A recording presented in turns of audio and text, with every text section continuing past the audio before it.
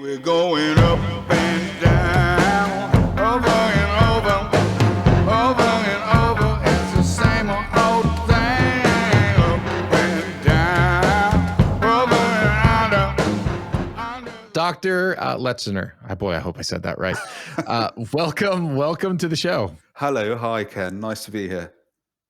And remind me, I know that you're across the pond here. Where exactly are we talking to you at today? So I'm based in London, which is where I'm at the moment, and rather rarely for London, the sun was shining today, so I'm kind of slightly basking in the glow of the sunshine.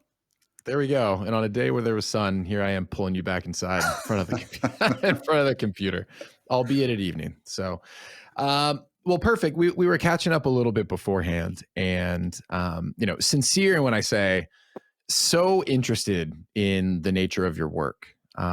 So I know that you've done, you've written at least 2 books that I'm aware of, The Nocturnal Brain, which I really thoroughly enjoyed, and that's how I was actually first exposed to you. And then you most recently wrote The Man Who Tasted Words, which is interesting in its own right as well. So maybe just to orient those who are listening and are not familiar with your work, could you just talk a little bit about your practice and what it is you do? Sure. So I work as a neurologist, a clinical neurologist in 2 of the large teaching hospitals in central London, and I see a variety of individuals with neurological complaints. A very big part of my practice is seeing individuals with sleep disorders. So obviously people with insomnia, but actually much more commonly individuals with weird and wonderful and sometimes terrible conditions that affect their sleep. Conditions like narcolepsy, extreme sleepwalking, or severe neurological disorders that affect sleep. And then another part of my practice is seeing individuals with a range of more general neurological disorders, which is where The Man Who Tasted Words came from, because those are individuals in whom their senses are often turned upside down, or their experience of the world is turned upside down by very small changes in their nervous system. Yeah. Well, and maybe too, and I understand that this is probably an obvious question, but I often find that those are the ones that maybe are the most needed. Could you just kind of give a quick introduction into like what does the study of neurology encompass? So we're basically interested in any disease or disorder that affects the nervous system. And the nervous system is very broad. So when people start talking to me as a neurologist, they think that I'm focused on the brain, but actually neurology stretches all the way from the brain to the spine, to the nerves, and even the muscles.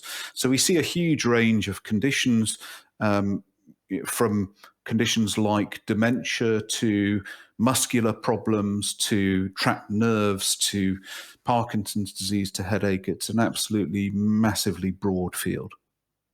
And I think that's why I wanted to ask, because it sounds like, I was going to say rightly or wrongly. It sounds like wrongly. When I hear neurology, the first thing that pops into mind is, the brain. Yeah.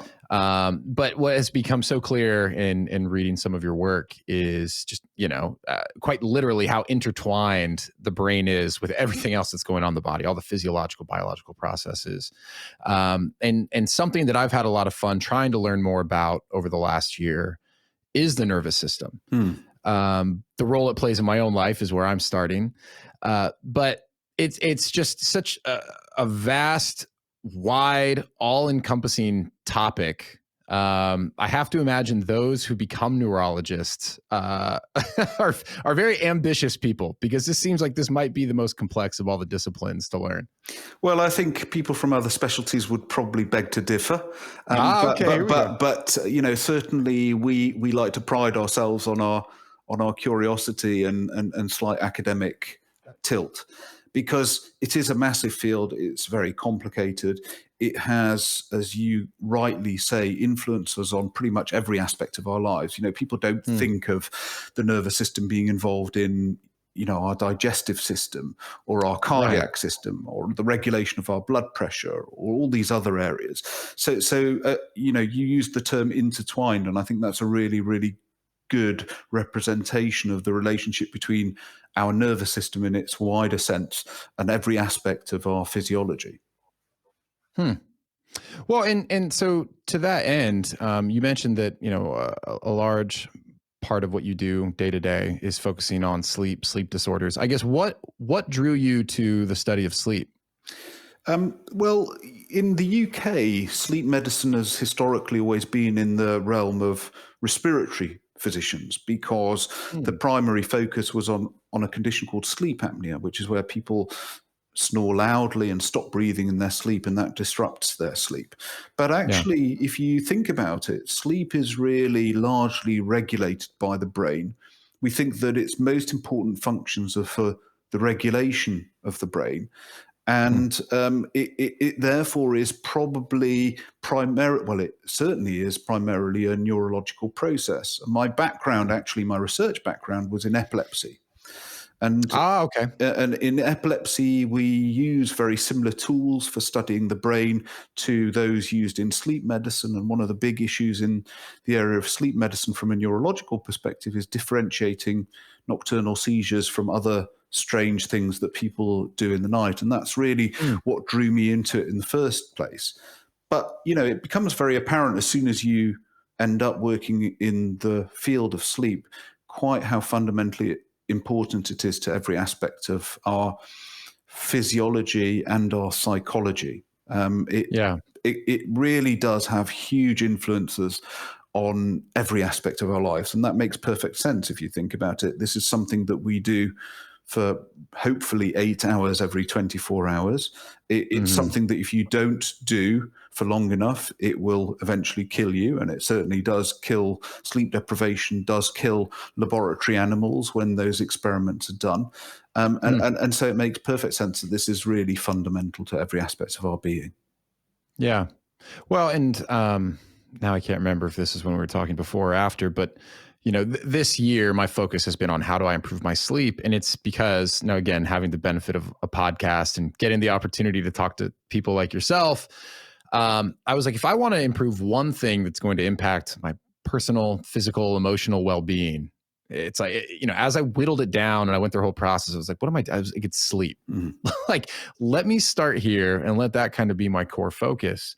um and update. So far it is making some really positive changes, which is fantastic. Good. But one of the reasons that I wanted to reach out to you is, as I've kind of gone through that process, and I think people who really struggle with sleep, a lot of people have probably gone down this road. I kind of started with like, hey, what are the sorts of things that I can do to, give myself the best chance of getting a good night's sleep, Mm. right? And so those are a lot of those, like, now, thankfully, more common recommendations, whether it be like temperature of the room, light, exposure to blue light, devices, all these things, like within a certain period of time of bed. But as I was kind of going through that path, I came across your book, and I what was interesting is, you are dealing with some exceptional cases. Some of them, I suppose could be perceived as like rather humorous at times, but more often like really detrimental and challenging for the individuals who experience them. But I found myself in different chapters of that book, and we could even talk about that a little bit if you'd want. But and it just kind of occurred to me. I was like, you know what? Like, so many people struggle with sleep, and I think just sleep in general is hopefully having a little bit of a moment right now. But there's just so much that the general public doesn't know about it. I feel like there's even less people who truly understand like sleep disorders, and the type of work that you do. So, that's why I was so interested in bringing you on today and hopefully exposing the audience to just like some of the cases that you deal with. Maybe might be fun to talk about, but just sort of like the nature of your work and working with people, with these different challenges and disorders. Sure. I think it's important to stress that, this is not just talking about rare sleep disorders just out of curiosity. The Mm, reality is that we all sit somewhere on a spectrum, and many of these sleep disorders affect huge numbers of individuals, perhaps to a lesser extent than the individuals that I describe in my book. But if you think about conditions like sleep apnea, depending on which study you look at, up to 50% of men experience some form of sleep apnea, up to 25% of women. There's a very famous study done in Switzerland which Wow. suggests that.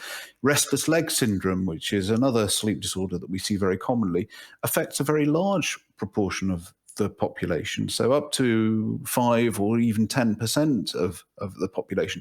So all of these rare disorders, or at least the rare examples of these disorders, all have implications for many, many people out there. Hmm. Well, and maybe that's an interesting place to start. Of the patients that you work with, I guess, what are the more common sleep disorders that you typically see? You already mentioned sleep apnea. Well, insomnia is undoubtedly the most common disorder Hmm. that is out there. It constitutes about 70% of mentions within primary care physician visits. We know that about Wow. 30% of the adult population within any 1 year will experience a period of insomnia, and about 10% of the adult population will have chronic insomnia. So this is Hmm. extremely common indeed. Um, the other condition that is probably very common, although one can argue that it's not necessarily a medical condition, is what we term behavioral sleep restriction or chronic sleep deprivation. People simply Uh, not sleeping enough. And we think that somewhere between 20 and 30% of the adult population don't get quite as much sleep as they probably should. Now, at the milder I end, would almost think that was. I would almost think that number was higher.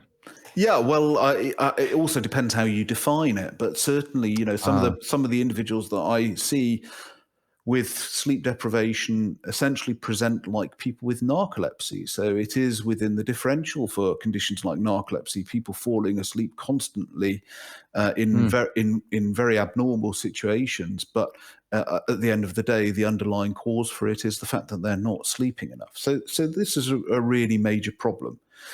Yeah. But then even some of the rarer conditions that we see, like sleepwalking, affects 1 to 2% of the adult population. People acting out their dreams, about 1% of the adult population.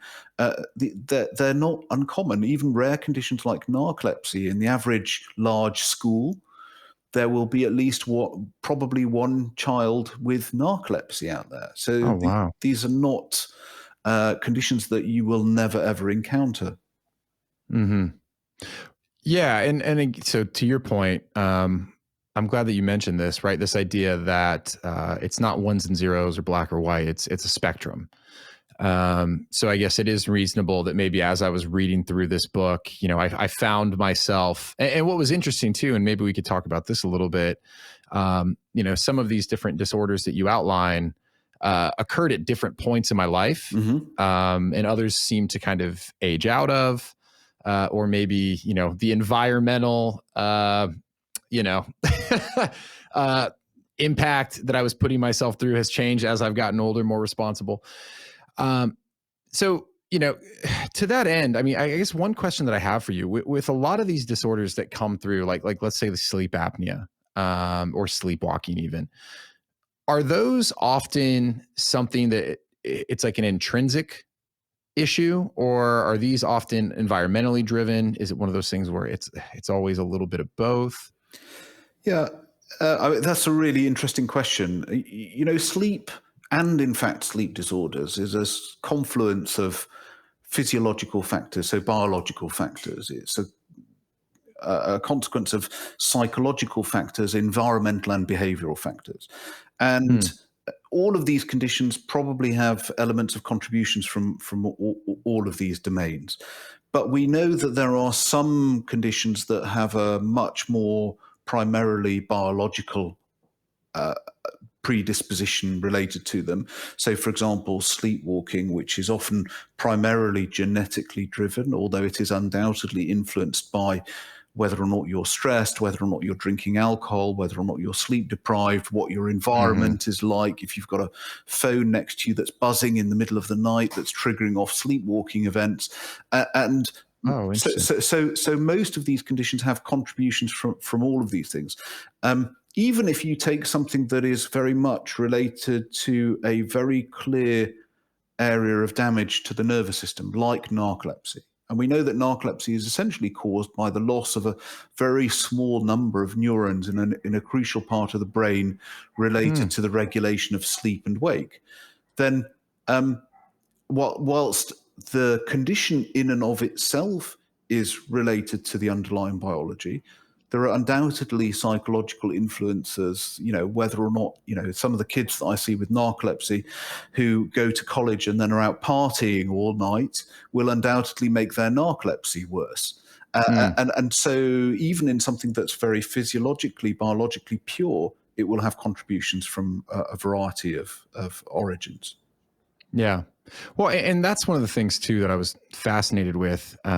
It seems that, a neurologist has to straddle a very interesting balance between what is measurable, what is quantifiable, what can I test, and then almost this, this art form of being a detective. Can you talk a little bit about maybe your approach when someone comes to see you with some sort of disorder or neurological problem? Like, do you have a sort of like structure that you typically try and operate from when assessing like what might someone possibly be struggling with? Yeah, we tend to classify the sleep problems into three major groups. There's the insomnia, so people who are complaining of having difficulty getting off to sleep or staying asleep. The second group is of what we term the parasomnia. So these are unwanted behaviors at night, conditions like sleepwalking, dream enactment behavior, nightmare disorder, all these different things that result in what we term things that go bump in the night, occasionally seizures. And then there's the third group, which is the hypersomnia. So individuals who sleep too much, who are very sleepy, who have a very long sleep requirement. So the first thing is to try and identify which of those areas the person sitting in front of you is most representative of. And then it's really a case of trying to understand every aspect of their normal sleep pattern, to try and understand whether there are biological factors that might explain the clinical picture, and also to understand whether there are environmental, psychological, and behavioral factors. And the only way to do that actually is to talk to somebody. And I spend a great deal of time talking to people to try and understand what the clinical picture is, because people often think, well, I'm just going to go to the sleep physician and he's going to order a sleep study on me, and that's going to give me the answer. For some people, that's definitely the case. A sleep study will clearly tell you whether or not you've got sleep apnea or not. But what it won't necessarily tell you is whether or not your sleep apnea is complicated by the fact that you're depressed or anxious, or whether the sleep apnea is a bit of a red herring. And actually, the reason why you're feeling as sleepy as you are is because you're on these 10 different drugs that cause you to feel profoundly sleepy. And these drugs are actually triggering off the sleep apnea. So it's really important to understand that all those tests that we do are really extensions of the clinical evaluation. What I mean by that, it's an extension of the discussion, the trying to understand all of those factors that give rise to the picture of sleep that you're experiencing. Yeah, no, that makes sense. And what I found so interesting in some of these stories was you also have to deal with like that kind of outlier that some people are also at times disingenuous. So you always kind of have to be checking like, boy, in addition to what I can measure and test, like you also have to weigh, it's kind of like being a cop or a detective, of what I'm being told, how much is an accurate representation of what's going on, and whether that's, someone just is, kind of underreporting how bad their sleep is because they don't realize, or someone has some other motive, which there's a couple stories there that I got a good chuckle out of. But it just seems like it's such a messy problem to try and solve. It is. I think you've hit the nail on the head. It's not always quite so straightforward. And sometimes there is an element of trial and error of saying, well, look, on the balance of probabilities, I think the diagnosis is probably this, and let's try and tackle that. Sometimes, as you've read from the book, material facts become evident later down the line. And and occasionally, for example, we will see people who are very, very sleepy and deny all drug use. We do a drug test as part of routine testing for prior to coming in for a sleep study, and we find out that they're chock full of medications or drugs that they've not disclosed. You mentioned something else which is really important, which is that we are actually generally quite poor witnesses to our own sleep. And the subjective and the subjective experience and the objective recording of sleep can often be quite different. To such an extent that I do sometimes see individuals who will say, well, I came in for the sleep test and I didn't sleep a wink. And when we look at their brain waves, we can see that they had 7.5 hours of very good quality sleep. And occasionally Really? we see, yeah. So this is a phenomenon termed paradoxical insomnia. Occasionally, very rarely, we see the opposite. Individuals who are essentially lying there, they think that they're asleep, but they've actually been awake for the whole time. So it really Incredible.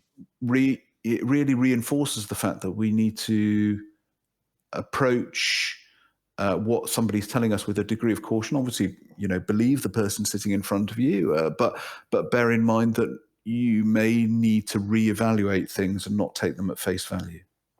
Yeah. Well, and so I guess to that end, something else that's kind of, an interesting element that's come into the picture over the last 10, 15 years is the prevalence of sleep tracking technology meant for the retail consumer. Yeah. I guess, what is your feeling? And now this is a very broad question because there's a bunch of different companies and approaches, but, overall, like, do you feel like that is something that is generally helpful, a good data point, a good indicator? Or is there still like a lot that we need to do in terms of like getting accurate data from these devices? I think that's a very nuanced question because it very much depends on why you're doing it. So the big issue that I have with these sleep trackers is that a lot of people who use them are people who have got difficulty with their sleep anyway. And so they're probably a little bit anxious about their sleep. And, anxiety does drive sleep disturbance. And so many of the individuals that I see have got an underlying tendency towards insomnia anyway. They use these sleep trackers. And, one can argue whether or not the particular sleep tracker that they're using is accurate or not. But certainly, even if it is accurate, what it tends to do is it tends to drive a little bit of obsessionality about sleep and can actually make their sleep much worse. So, I could definitely see that. so essentially, you're giving somebody a focus to obsess and analyze their sleep more than they otherwise would. Now, if you then add into the mix the fact that some of these sleep trackers are less accurate, particularly when it comes to, for example, whether or not you got light sleep or deep sleep or REM sleep, then actually you may get into the situation whereby your sleep tracker is telling you, well, you didn't get any dreaming sleep last night, which is actually probably not the case. And then you begin to obsess about the fact that you didn't have any dreaming sleep last night, whether that's right or wrong. And so that's the major reservation I have about these direct-to-consumer devices that are on the market. Well, and admittedly, I fall in this camp for someone who loves to like track, quote unquote progress. You could absolutely become fixated on something like that. Yeah. Something that, and this is now very broad, but you just brought up dreaming. I love the section about nightmares. We have a 4-year-old who, is kind of going through this a little bit. And I don't believe it's anything out of the ordinary. But nightmares and being scared at night, unfortunately, is something that we're dealing with in the house right now. Just kind of based, could we just talk a little bit about like what we know about dreaming, nightmares? Like why is that something that happens? Why is that something that our brain takes the time to do? Yeah, well, I think the short answer is we don't know. Still, bizarrely, Right. What we Amazing. know, what we know is that dreaming tends to occur in a stage of sleep called rapid eye movement sleep. This is a stage of sleep through which we go as adults probably about 4 or 5 times a night.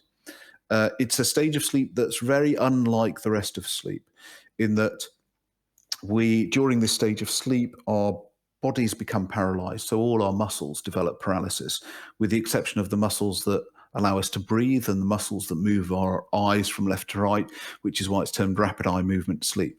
But in contrast to normal sleep, actually, when we monitor the brain waves of individuals who are in that stage of sleep, the brain looks very much like an active, awake brain, looks very, very similar. And Right. so there is this disconnect between the body and the brain during REM sleep. Hmm. And it's during this stage of sleep that if you wake somebody up, that they tend to have those dreams of a narrative structure that we term dreams. Although it's important to stress that actually you can dream in other stages of sleep as well. Now, why we exhibit REM sleep, why we have dreams, is still a very controversial area, and there are countless theories as to why we might dream. There is some suggestion that dreaming is important for learning, for memory, for emotional processing. It's probably important for understanding the environment that we live in. So one of the theories about dreaming that I find particularly attractive, and it links to some of my other work, is that actually the brain is largely a prediction machine, that in order to understand our environment, to understand the reality around us, we need to have a model of the world as we understand it, upon which we base our predictions.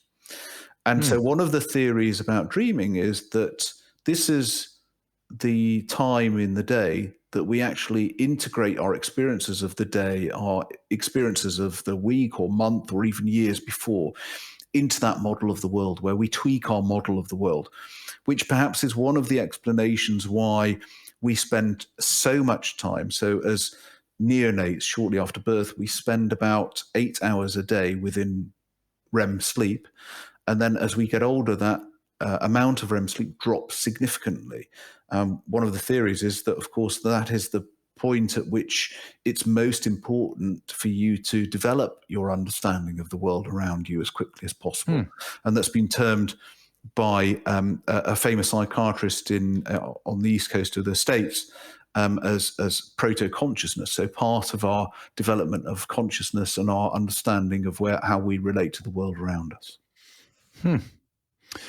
Yeah, it's there was a couple things that I read that I guess I'd almost forgotten about. And one of the things that really struck me is, and you just brought this up again, is that, while we're asleep, it's not like the brain is in this like dormant state. Now, stop me when I get any of this wrong, because you're the expert here.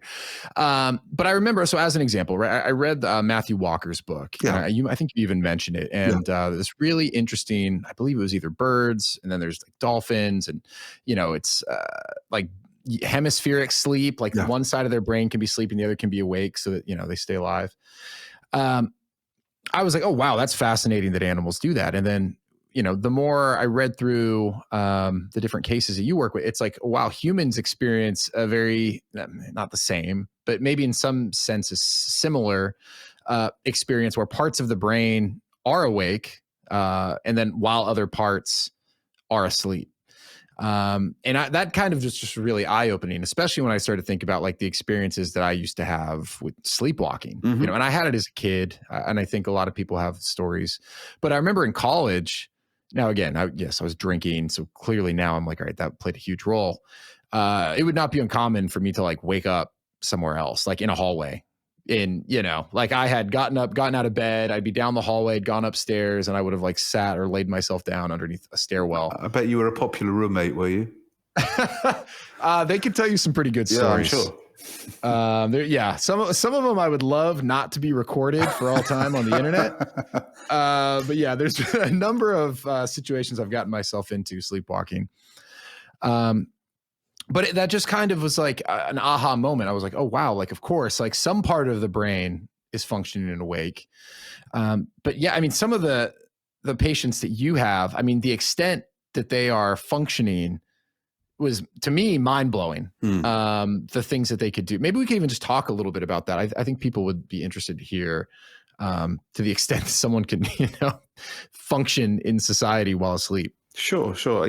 So I've had individuals who have driven in their sleep, have ridden a motorbike, have cooked, have rewired household gadgets like television sets in the middle of the night. And there are some famous cases of, for example, people who will paint or draw in the night, and even more famous cases that are a bit closer to where you are, of people committing murder supposedly Oh whilst yeah. whilst sleepwalking.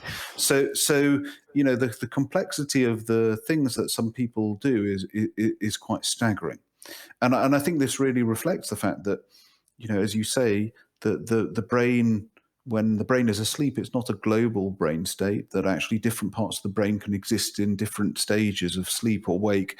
And in fact, that phenomenon is what underlies many of the experiences that we will all have, whether or not we've got a sleep disorder, because there are Hmm.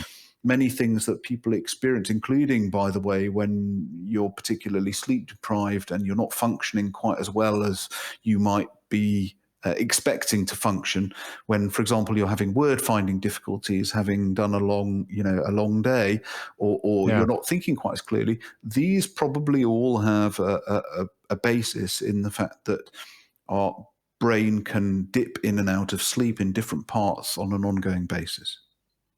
Oh, that's interesting. So can we dive into that a little bit? Because I think, as you were saying that, I was like, oh yeah, of course. Like you're tired, you're not functioning at your best, so maybe you have some trouble with word recall. Mhm. But if I understood you correctly, are you actually saying that like at parts of the day, while you're actively, you'd say you were awake, parts of your brain could be almost in a sleep-like state? Yeah, so there is some evidence for that, what is termed local sleep. So certainly some studies that Mm. have been done in rodents have very clearly demonstrated that small areas of the cerebral cortex, the outer lining of the brain, demonstrate periods of electrical silence, even when the rodents are wide awake. But the longer they're awake, um, the um, the more tired they are, those periods of electrical silence become longer and they become more widespread, really suggesting that there are, even in the entirely awake brain, there are little islands of sleep that are constantly occurring within our cerebral cortex. And the cerebral cortex is where some of the complex things that we do, like speech, like memory, like cognition, for example, occur. So it makes perfect sense that actually the more sleep deprived you are, the longer these periods of electrical silence are, the more widespread they are, and the less functional your cerebral cortex is. And there is some evidence in humans as well that that is the case too. Hmm. Yeah, it's so fascinating. Well, and the other thing, and this kind of made me really want to double down on like, hey, someone used the word around me the other day, sleep hygiene. So I'm going Mm, to steal that. yeah, Um, but it's a horrible term, sleep hygiene. yeah, But okay. I'm scrapping no, it. no, It's no, no, gone. no. Well, we all use it, but if you think about it, what does it actually mean? Sure. But yeah, whoever thought of that as a term deserves to be shot, I think. But anyway, I know what you mean. Gotcha. Um, well, and in looking at a number of these disorders that you outline in your book, and again, people, this isn't a podcast just about the book that you wrote like 3 years ago. You have a brand new book. We'll talk about that too. But I just found it so fascinating. It's like these environmental factors, as I reflected back on times where I maybe experienced these disorders in varying degrees, it was times where I was, sleep deprived, or I was out all night drinking, or I'd been up studying, or, work had been crazy. I'd been really stressful. I hadn't gotten a good night's sleep. I also have 3 young kids. So that's not to say that those little blessings haven't prevented us from I, getting a good I night's sleep share for your about 7 pain. years. I share your Yeah. pain. um, but what was really interesting to me, and maybe we could talk about this a little bit too, is it's like those environmental factors, it seems, can really start to impact, uh, you know, in my like layman way of saying it, like the order of operations, the pattern in which parts of the brain should wake up in conjunction with the body. Like, I think you mentioned earlier, like during deep sleep, there's body paralysis. Yeah. But when there's some sort of dysfunction or, those processes kind of happen out of tune. Like you can have all sorts of different disorders that occur. I would love to talk a little bit about that, because one thing, and people are going to leave this episode being like, geez, Ken, you've got a lot of disorders you need to work through. But I used to, and it still happens from time to time. Yeah.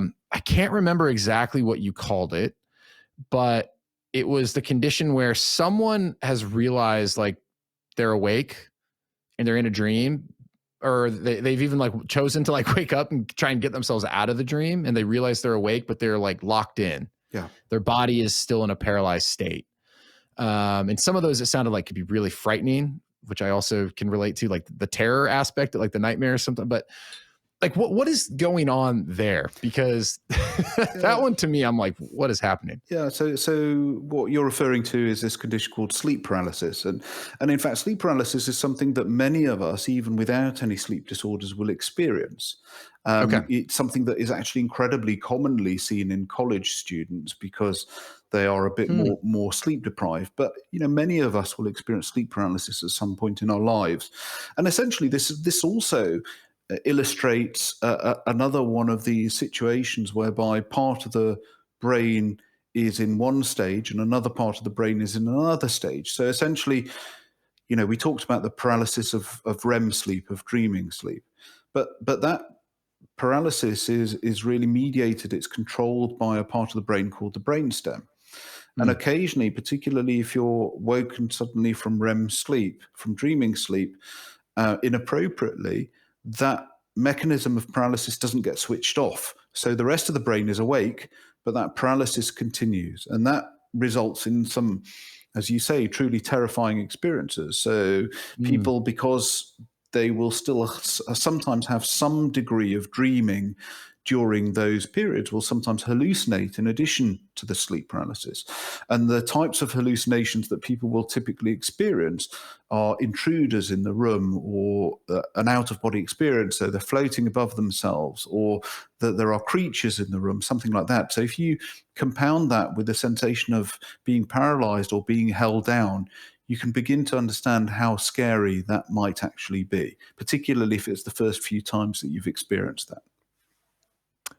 Yeah. And again, I guess this goes back a little bit to what you said earlier about like a spectrum, right? So, I think to that point, if I even reflect back, that there was a certain period in my life, and it was around like college, and maybe like the first couple of years after, where that happened more frequently. Very scary at first, but I think, as you just kind of alluded to, like eventually I at least understood what was happening. I don't think it really even happens much anymore, but my lifestyle has changed dramatically. Less beer, yeah. Much less beer.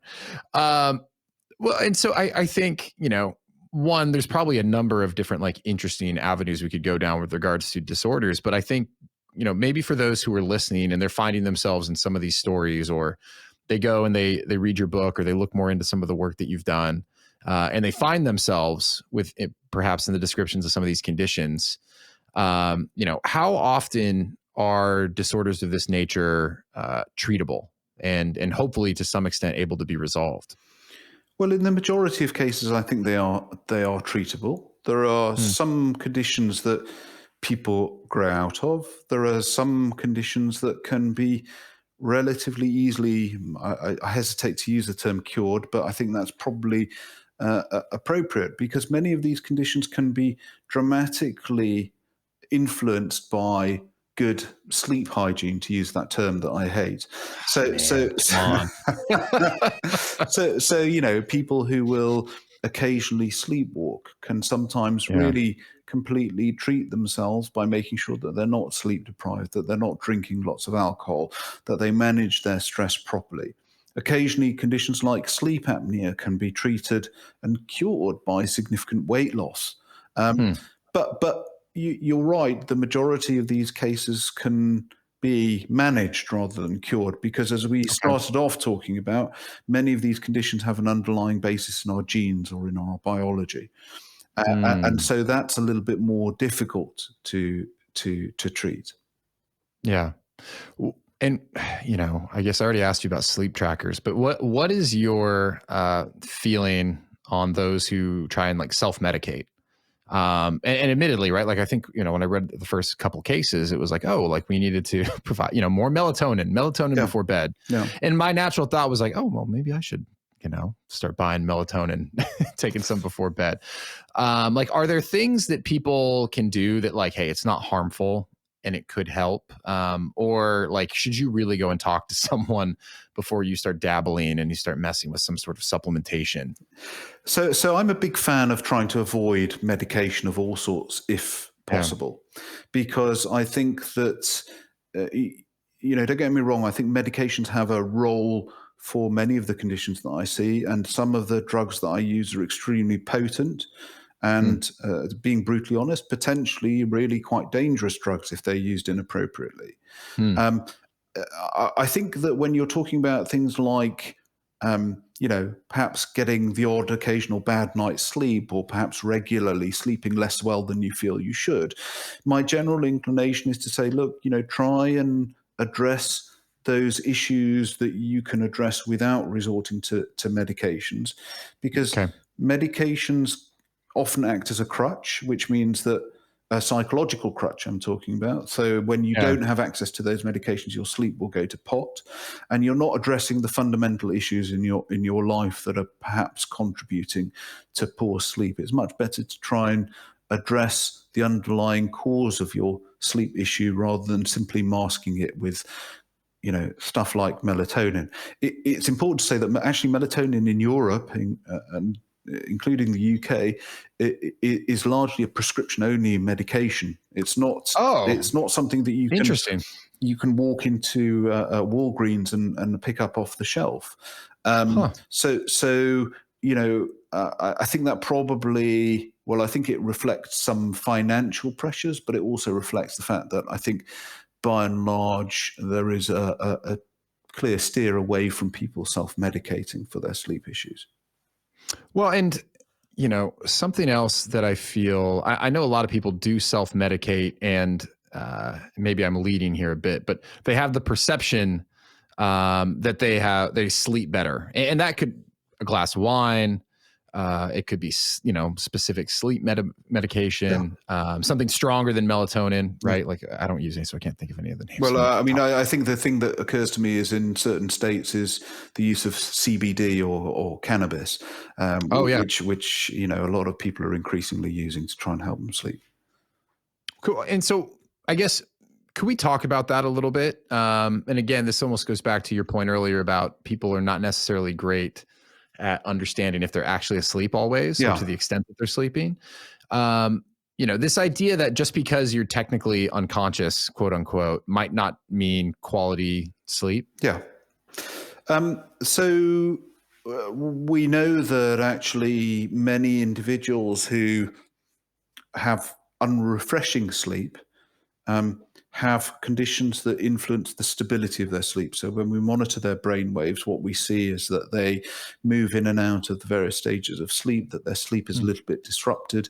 Now, sometimes that relates to intrinsic biological disruption by things like, you know, them kicking in their sleep, or them snoring, or obstructing their airway. But we also know that your psychological state, your level of stress, your levels of anxiety or mood will also influence those neurophysiological patterns that we see when we record brainwaves. So, Hmm. if somebody, and it makes perfect sense, because if you're anxious, if you're on high alert, if you're hypervigilant, then from an evolutionary perspective, of course, it makes perfect sense that your depth of sleep is not as deep as it otherwise should be. Because, Mm. if you imagine that, when we were sleeping in caves, and I'm sure from a historical perspective, it's not entirely accurate, but the saber-toothed tiger was prowling around the cave, and you were stressed about the fact that you might get eaten. From an evolutionary perspective, it's very important that you don't have the depth of sleep that you would otherwise have, because you Right. need to be alert to your Yeah. environment. The problem is that when you have anxiety or high levels of stress, you're in that hypervigilant state constantly. And so when the stressor has gone away and you're still hypervigilant, then your sleep is still going to be disrupted and fragmented. Hmm. And on the topic of CBD, now I'm asking selfishly because I'm just interested. Like, is there any validity to the fact that it can help people sleep, or do we still not know? Well, I think the jury is out. Certainly, there are some studies that suggest that certain cannabinoids can help sleep. There is some evidence that other cannabinoids can worsen sleep. One of the difficulties with using straightforward cannabis is that it's very dependent upon the particular strain and the strength. And so I don't think that we are in a position really as doctors to recommend that cannabis or cannabinoid compounds should be used as a long-term treatment for sleep in general. I think we still need to do quite a lot more work in this area. Yeah. And that's always the tough balance that you have to try and strike as just like a consumer. It's, what are you being sold? What has been proven to work? And then just constantly trying to because it becomes exhausting for the average person who really just wants a better night's sleep or whatever it is. There's so many different options, and to be able to tell what's legitimate, it's tough for people. But I think, to your point, I like hearing that it's like, hey, let's try and start with the things that you can control that may be contributing to sleep. And even if something, let's say, could potentially help, being very aware of are you just creating a new crutch that you're going to be dependent upon that perhaps maybe you could have solved for in another way? I would take it even more extreme. So, for example, some of the patients that I see will, for example, use valerian extract or, some sort of herbal tea to help them sleep, which is fine. If it helps, then great. The problem is when you don't have that tea available, you're away from home, you don't have that tea, and then you're going to sleep terribly. To me, it makes logical sense that actually what you should be trying to do is to address those issues within you that are giving rise to the poor sleep rather than being reliant on anything extrinsic. Now, of course, that's not always possible. And I think that we have to be pragmatic and say, well, look, if you've tried to address those issues and you're still having terrible sleep, then there may be plenty of things that we need to do from an extrinsic perspective to try and improve your sleep, but at least to use that as a starting point. Yeah, that makes sense. And maybe this is a good segue as you were talking about the autonomic nervous system, the need to be vigilant, how that could impact your sleep. Just coincidentally, that's something that I am a person who falls in that camp of, chronically stressed, at least at this point in my life.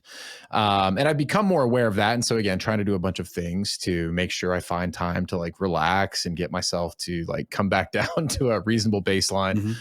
But could we talk a little bit about your newest book? So understanding the first book primarily focused on sleep, but as you said at the start of this, the nervous system intertwines all the different systems of the body.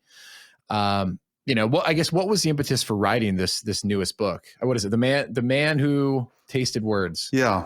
It's an odd title, but is it based on? There's an earlier book that was 30 years old. Yeah, I think you're referring to The Man Who Mistook His Wife for a Hat by Oliver Sacks. Yeah, I think it was probably a subconscious nod to that book in hindsight. So the starting point for the book was really to demonstrate how even very minor changes in our nervous system can fundamentally change how we perceive reality. So that's where it started out.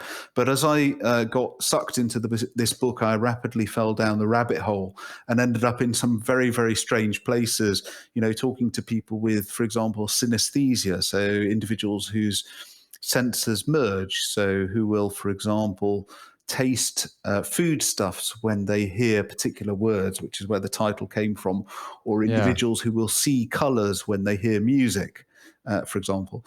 And I just read, sorry to interrupt you, but it's so fun. I just read Dave Grohl's book. I'm not sure if you're familiar. I know who Dave Grohl is. I haven't read his book yet. Yeah. So he's amazing, but he talks about how he has, I'm going to butcher this word, synesthesia. Yeah. Hope I said that right. No, that was good. But with music. Yeah. And I can't remember if for him it was shapes. I think it was like colors. Mhm. So like certain sounds like create colors in his mind and shapes. Yeah. And I was just like, oh, wow, that is incredible. And then, of course, stumbling upon your book, it's all coming full circle a little bit. I think what all these cases really very clearly demonstrate is that our reality, the way that we perceive the world around us, rather than it being related to, the atoms, the molecules that surround us physically, are actually a construct of our brains, and how Hmm. the way that our brains are connected, the way that our nervous system and indeed other aspects of our body work, can have really quite dramatic influences on what we perceive the world to be. Yeah. So It gets to very that deep. point, It gets very deep and philosophical very, very quickly. no, I love it because you're right. It kind of means, I mean, guys, I guess you have to be careful how you say this. There's no necessarily like objective reality, Mhm. especially when you start thinking about this at an individual in terms of like how they experience reality. To your point, Yeah. you might be able to come to consensus with people as to like what's occurring, but in reality, I mean, there's someone who can taste words, someone who sees colors when they play music, and that's as real to them as anyone else's reality. Yeah. Which does become like it kind of gives goosebumps a little bit. It, Makes me feel, it does. It does. like, And, oh, there were points when I was doing some of the research for this book where my mind was completely blown by the fact that it makes you question everything that you take to be the truth.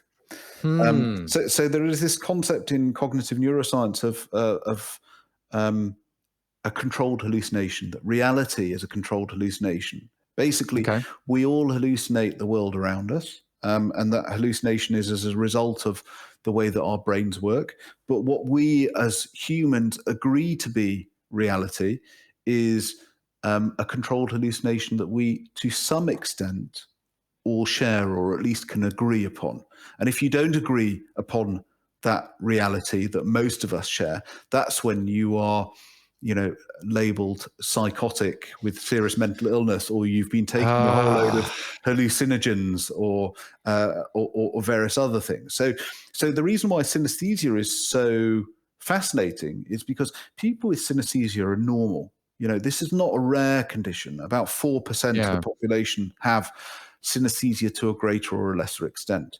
Their hmm, brains, their brains overtly, when we scan people with synesthesia, look exactly the same as anybody else's brains. There is some subtle evidence that actually the way that their brains are connected is slightly different. But hmm. but essentially what we're saying is that there is a sizable proportion of the population whose brains function in a very slightly different way from our own, but whose experience of reality is very, very different. Hmm. Yeah, and I think what made the hair stand up on the back of my neck is mental illness. Because again, like they're experiencing that reality for whatever number of reasons they might be in what we would call like a psychotic break at that time. But it just kind of, oh, you feel like you kind of slip into this realm where it's like, oh yeah, well there's a lot of gray in there, and it's like, okay, well, like how much are you able to kind of slide in one direction before you get outside of what's like an acceptable um, you know, uh, understanding of what reality is supposed to be. So I could see, I don't know, it just kind of made me a little bit there.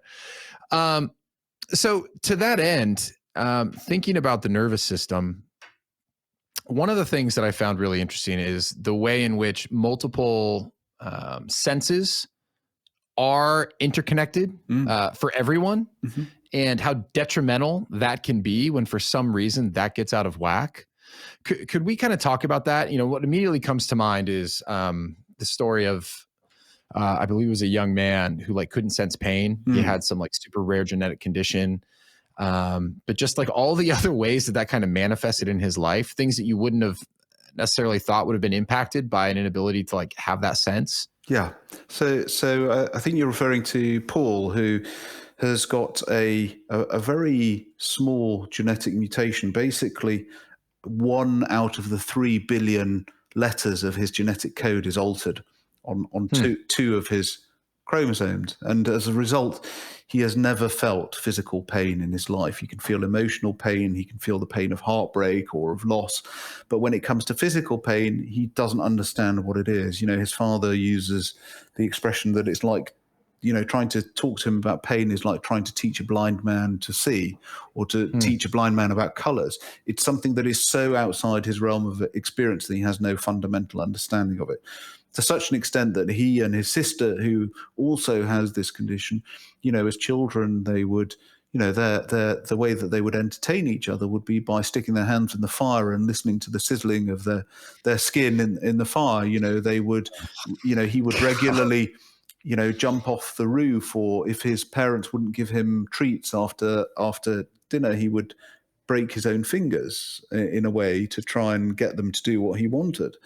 Oh my goodness. But when you hear these stories, you begin to appreciate how fundamental pain is to the human experience, that it's, its fundamental role in our protection, in our learning, and the fact that it is so interwoven with human life, the life of all animals, and how different life would be without, one of these senses, without one of these sensations. Yeah, that's a really interesting thought too. And it kind of, now we are getting deep, but thinking about from an emotional state, right? Everyone, I think, generally strives to be happy and would prefer to have more good times than bad. But this is almost kind of, I don't know if like a warning is the right word, but it just kind of enlightening to like, hey, look, there is a benefit to the ability to experience both sides of that coin. And without pain, like you don't necessarily understand how detrimental it could be to the rest of your life, whether that be physical or emotional. That's where my mind kind of goes with this. It's just kind of like you know what? It's not necessarily healthy to completely just live in one state. It's important to kind of experience a full breadth of whether that be emotions or senses or what have you. Yeah, absolutely. And listening to Paul's story is very reinforcing of that fact. Yeah. Well, and so I guess, and I know I've kept you here for a little bit, and we can start to wrap it up. This is just so interesting. I guess maybe, if we could end on this topic here. How much of your work is spent when we start talking about, the nervous system? Are you typically dealing with conditions like the two that we just mentioned, or are you also focused on just like better regulation of the autonomic nervous system? Like, you mentioned before, like living in this kind of like fight or flight state, and maybe I'm putting words in your mouth, but I think that's what I took from it. How much of your work is more like disorder based versus just better understanding how this crazy complex system works and helping people just kind of better auto-regulate the state of their own nervous system? Well, I work in a large multidisciplinary center. So, I work with psychiatrists, I work with psychologists and sleep therapists, and a range of other specialists. So when it comes to the bread and butter of my work, the bread and butter is to diagnose people, to try and understand what it is that's causing their sleep issues, and to make sure that they get the correct treatment wherever that comes from. So because of that, because I work with sleep therapists and psychologists, often it's a case of making a diagnosis, of recognizing the fact that rather than this being some terrible physical ailment, that it's actually being primarily driven by that hypervigilant state, and actually initiating proper treatment as a way of trying to seek long-term resolution of people's issues. And what is really important to understand is that for many people with insomnia, that hypervigilant state can be less generalized and more specifically related to sleep. Because, if you've had very disrupted sleep for a long period of time, then actually sleep itself becomes a very stressful experience, or the attempt to get to sleep becomes a very stressful experience that drives that hypervigilance, that drives what we term hyperarousal. And so sometimes specifically addressing those issues surrounding sleep, to down-regulate the autonomic nervous system, particularly when it comes to sleep, is often the way to seek long-term resolution. And in fact, we do now have some very good non-drug-based treatments for conditions like insomnia that are really largely centered on retraining the brain to have good associations with sleep rather than bad associations with sleep, and to address that hyperarousal, that hypervigilant state. Interesting. And we know that those kinds of non-drug-based treatments really are very, very helpful indeed to the majority of individuals who have trouble sleeping. Could we spend a moment just kind of talking about those broadly? Yeah. So essentially, if you've had difficulties with sleep for a long period of time, there are psychological factors that will probably act to drive that pattern to persist. Some of those are conscious factors. So the kinds of things that people often experience is a degree of anxiety or agitation at the fact that they're struggling to get off to sleep. Often people are anxious about the fact that they're not going to be able to perform the way that they would hope to in their job or in their social life, because they know that they're going to have difficulty sleeping. Sometimes it's purely a frustration and agitation that the person next to them is storing away whilst they're struggling to get off to sleep. But there are also some unconscious factors that give rise to that persistence of poor sleep. So you may be familiar with Pavlov's dogs, Ken. So this is Pavlov was a Russian neuroscientist who realized that when he fed his dogs, they would start salivating in anticipation of them being fed, and then realized that if he rang a bell before he fed them, very quickly, every time the bell rang, they would start salivating. So that's termed the conditioned response. It's the association of a particular environmental stimulus with a particular physical activity.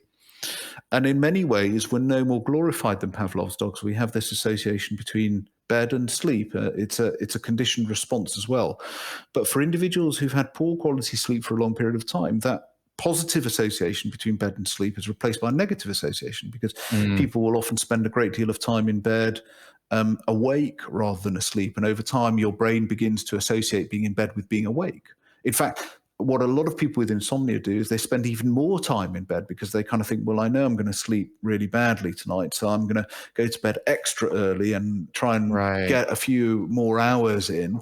But actually, get a couple in on the front end before I know I wake up exactly at 2 in the morning. Oh, I get that logic. But what they're actually doing is they're spending more time awake in bed rather than asleep, and that then can compound the issue.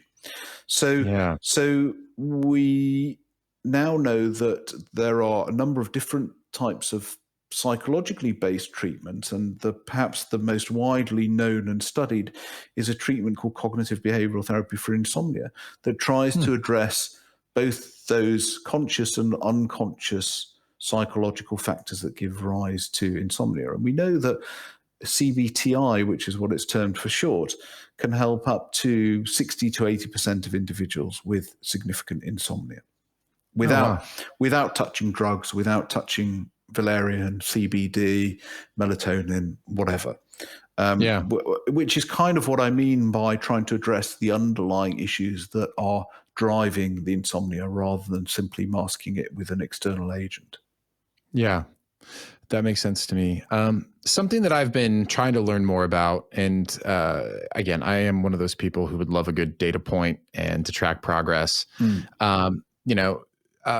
Based upon your professional opinion, is heart rate variability something that is worthwhile for someone to track if they're focused on trying to better regulate the autonomic nervous system?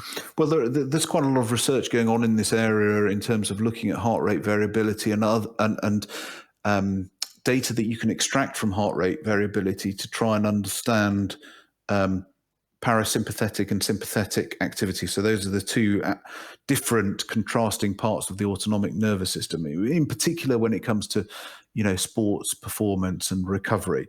But it's important to understand that heart rate variability can be influenced by a whole range of other things. So obstructive sleep apnea can cause nocturnal heart rate variability. restless leg syndrome and periodic limb movement disorder, which are neurological disorders of sleep, can cause heart rate variability. So you need to understand what it is you're actually measuring. And we see that, for example, heart rate variability changes dramatically according to what stage of sleep you're in. And so simply measuring heart rate variability without any of the other parameters may not be quite as useful as people think. Interesting. Okay. Come on. Sorry about that. Yeah, Ken, go for it. HRV is the one. You got it. You're good. Oh man. Well, honestly, I know it's late over for you over there. I could pepper you with questions for another hour. This stuff is so fascinating. So maybe you would be willing to subject yourself to another interview in the future. But this is so intriguing. I talked quite a bit actually about the two books, but for people who want to understand a little bit more about your practice and would love to know more about what you're doing, like where can I point them? You can point them to my website, guyleschziner.com, or, as you say, the books are very good illustrations of the kind of work that I do. Yeah. Excellent. Well, thank you so much. I really, I know people will be interested by this conversation, but I also hope that, someone finds it, takes something from it. And maybe for those who are, potentially struggling with one of the disorders that was mentioned or that they find in the book, this can start them on a path to hopefully managing it more effectively and maybe even, solving for some of these issues. So thank you very much. No, it's my pleasure. And, absolutely. That was the reason to write these books in the first place. And, people like you disseminating this kind of information is the way that many people end up getting an answer to what it is that is causing their problems. Yeah. So thank you. Oh, excellent. Yeah. So, hey, come on. Absolutely. Well, thank you. We'll have to have you back in the future. And it's been a pleasure talking with you. It's been a pleasure, Ken. Thank you.